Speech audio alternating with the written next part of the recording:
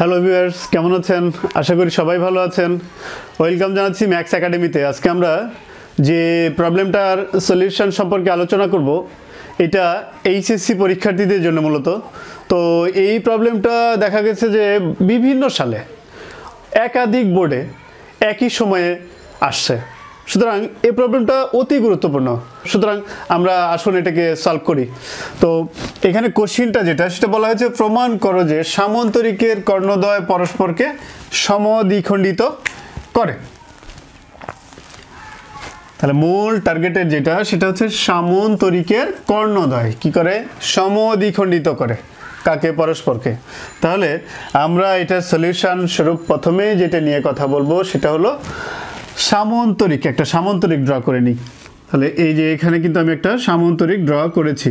তো এই সামন্তরিকের বললাম যে ও এ সি বি একটি সামন্তরিক ধরে নিলাম। ও এ সি বি এটি একটি সামন্তরিক।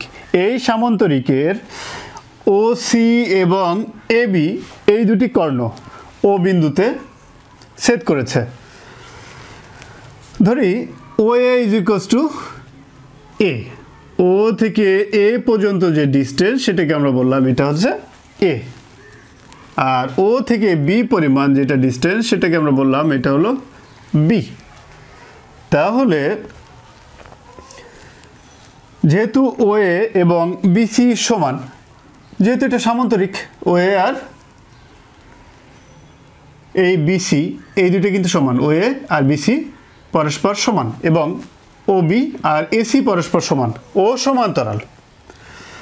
সুতরাং আমরা যদি ওকে মূলবিন্দু বলে, মানে এই বিন্দুটাকে যদি আমরা মূলবিন্দু বলে আগাই, তাহলে যেটা হবে BC is equals to O A is equals to A. কারণ কি? আমরা একটু আগে দেখলাম যে বিসি আর ও এ সমান। অনুরূপভাবে কি বললাম? এসি আর ওবি সমান। সুতরাং আমরা বলতে পারি যে OB is equals to AC is equals to B. এখানে এ এবং বির অবস্থান ভেক্টর আমরা ধরে নিয়েছি, কিন্তু এইটার আর এটার অবস্থান ভেক্টর বি এটা ধরে নিয়েছি। তাহলে এ বি কর্ণের মধ্যবিন্দুর অবস্থান ভেক্টর যদি ত্রিভুজের বিধি অনুসারে আমরা বের করতে চাই, তাহলে আমরা বলতে পারি O A plus AC, O A plus AC is equals to আসলে ও সি। এটা ভেক্টরের ত্রিভুজ বিধি থেকে আমরা জানি যে যে কোনো ত্রিভুজের যে কোনো দুটি বাহু দ্বারা একই ক্রমে যদি দুইটি ভেক্টরকে মানে এবং দিকে সূচিত করা হয়, তাহলে তৃতীয় যে বাহুটা সেটা কিন্তু বিপরীত ক্রমে তাদের লব্ধির মান নির্দেশ করে। সেই সূত্র অনুযায়ী আমরা বলতে পারি O A plus AC is equals to OC. এটাই কিন্তু এখানে লেখা হয়েছে। একটু আগে আমরা দেখেছি যে ও এ ইজ ইকুয়ালস টু এ, যেটা এখানে উল্লেখ করা হয়েছে। অনুরূপভাবে ও বি ইজ ইকুয়ালস টু কিন্তু বি। তাহলে এখানে ও এ এবং এসি এর জায়গায় কিন্তু আমরা দুটি মান বসিয়ে দিতে পারি। A plus B is equals to তাহলে হলো কি ও সি। সি বিন্দুর অবস্থান ভেক্টর তাহলে কত হলো? এই যে বিন্দুটা সেটার এটার অবস্থান ভেক্টর কিন্তু হয়ে গেল এ প্লাস বি, সেটা এখানে লেখা আছে। তো এইটার অবস্থান ভেক্টর কিন্তু এবি, আর তাহলে এইটার মধ্যবিন্দু যেটা, যে বিন্দুকে আমরা বলছি এই বিন্দুটা, এই বিন্দুটার অবস্থান ভেক্টর কত হবে? যেহেতু এটার অবস্থান ভেক্টর এবি, সুতরাং এর অর্ধেক হবে। এটা যেহেতু অর্ধেক ডিস্টেন্স, তো এই বিন্দুটার অবস্থান ভেক্টর হবে এ প্লাস বি ডিভাইডেড বাই 2। এখানে কিন্তু সেই কথাই বলা হয়েছে যে ওসি কর্ণের মধ্যবিন্দুর অবস্থান ভেক্টর তাহলে এ প্লাস বি ডিভাইডেড বাই 2। তাহলে দেখেন ওসি এই কর্ণ এবং এ বি এই কর্ণ, এই দুই কর্ণের এটা কিন্তু মধ্যবিন্দু।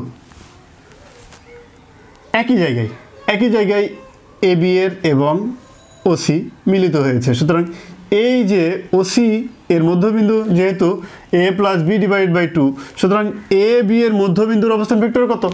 এ প্লাস বি ডিভাইডেড বাই 2। তাই এখানে বলা হয়েছে যে কর্ণ এ বি এবং এসি এর মধ্যবিন্দু একই, অবশ্যই একই, কারণ কি মান তো একই পেলাম আমরা।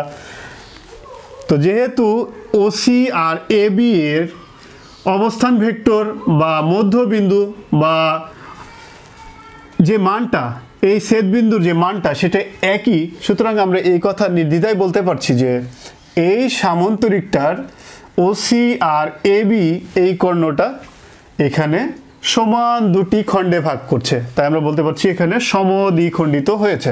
সুতরাং আমাদের কিন্তু প্রবলেমটা সলভ। এখানে যেহেতু বলা হয়েছে প্রমাণ করো যে সামান্তরিকের কর্ণদ্বয় পরস্পরকে সমদ্বিখণ্ডিত করে, সুতরাং আমরা কিন্তু এই সিদ্ধান্তেই আসলাম যে যেহেতু এই বিন্দুটা মানে এ বি এর মধ্যবিন্দুর অবস্থান vector a + b/2, O C এর মধ্যবিন্দুর অবস্থান ভেক্টরও a + b/2, সুতরাং আমরা এই সিদ্ধান্তে উপনীত হলাম যে সামান্তরিকের কর্ণদ্বয় পরস্পরকে সমদ্বিখণ্ডিত করেছে।